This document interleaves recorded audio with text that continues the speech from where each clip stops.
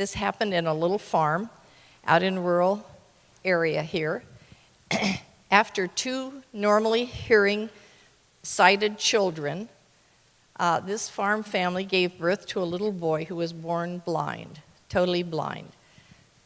They were devastated. You parents, any of you, can understand the sorrow and discouragement that caused. They went everywhere. They spent almost everything they had going from one doctor to another, one clinic.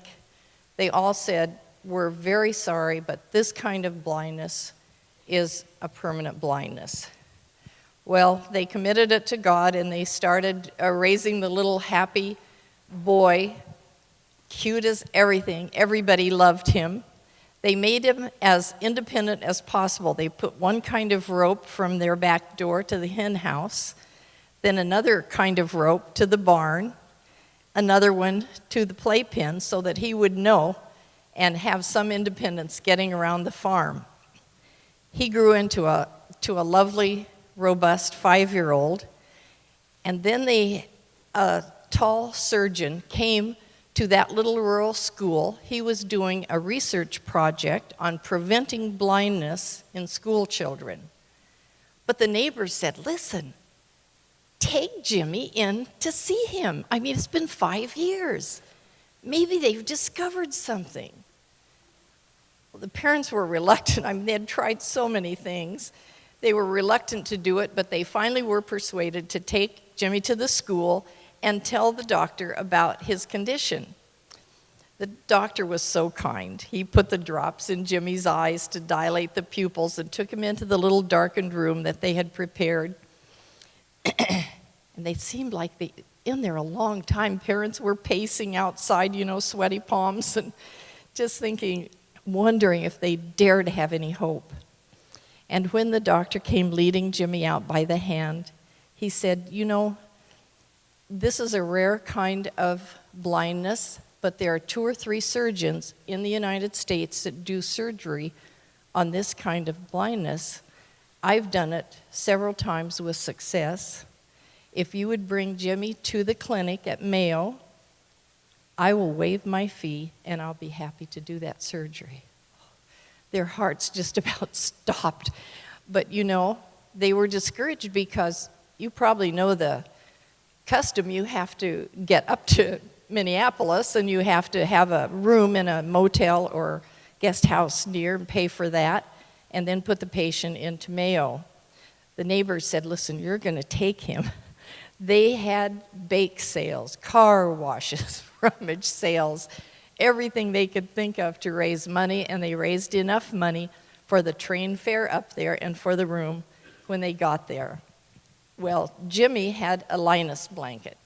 You old enough to remember about the Linus blankets for security? It wasn't a blanket. It was a little teddy bear, which he had carried all over that farm and never left his arm because that was his security. He really packed his little cardboard suitcase and he had that teddy because that train was very scary. It was very noisy, and he had never been out of his rural area, and he was so frightened. But they got into Mayo. I think the doctor was a little surprised. They didn't make an appointment. He said, "Come to Mayo Clinic." So they came and walked in his office, and he said, "Oh, folks," he said, I'll keep my promise. I will do the surgery and waive my fee." But he said, Jimmy's going to have round-the-clock nursing for several days after the surgery to make it effective. And I don't know can you afford that? And the nurses heard him, and they said, "Listen, we'll take care of that. You do the surgery." They put up a big chart. Some of them came in on their day off, lengthened their shift by 2 or 3 hours until every slot was filled in with a name that would care for little Jimmy. The day came for surgery. They kindly let him hang on to the teddy until he was asleep under the anesthetic, and they extricated it and put it on his pillow, and they took him off to surgery. Oh, it seemed like it took forever. They pacing in the hall. If any of you have waited for surgery to be done, you know the feeling.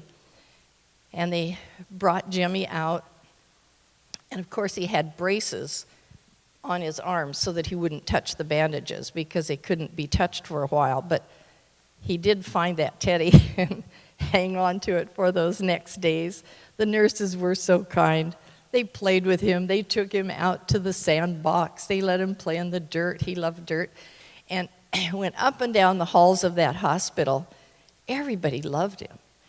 And when the day came, 5 or 6 days later, when the surgeon was going to remove the bandages, the room was just crammed with people. Everybody that had been involved in his case, they wanted to see what's going to happen.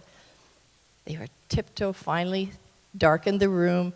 The surgeon very carefully took off those bandages. And for the first time, Jimmy saw his mommy and his daddy. Had to wait for people to talk because that's the only way he recognized them was by their voices. He thought those nurses were like angels. They had loved him so much and cared for him. And they took him out in the hall, and he could see everything. And he was up and down the halls of that hospital. They said he was the best medicine they ever had in the hospital. They didn't want to let him go home. But the day came. It was time for him to go home. He couldn't nearly get everything in his suitcase because people had given him all these love gifts and put in what he could. His folks took some, and he grabbed his little teddy and started out the door. Of course, he wanted to go home and see his siblings and his animals. And just as he started out the door, this tall surgeon that had given him this gift came in to tell him goodbye. Jimmy looked up into his face and just on impulse set that little suitcase down and with both hands held the teddy up and said, "Here, I hope this will help pay for my operation." The surgeon took it with as much dignity as he could muster at the time. But today, if you would go into his office in Mayo Clinic under a glass bell, there sits an ugly little worn teddy. One eye's missing, one foot's half torn off. And there's a typed card which says, "Largest single fee ever received for professional services." I think we feel that way sometimes with God. What can we give the maker of the universe and all of these stars? But if we take the most precious thing we have, first of all ourselves, and then whatever God asks us for and offer it to Him, you will be shocked at how He can bless it and multiply it and use it to reach the world for Him.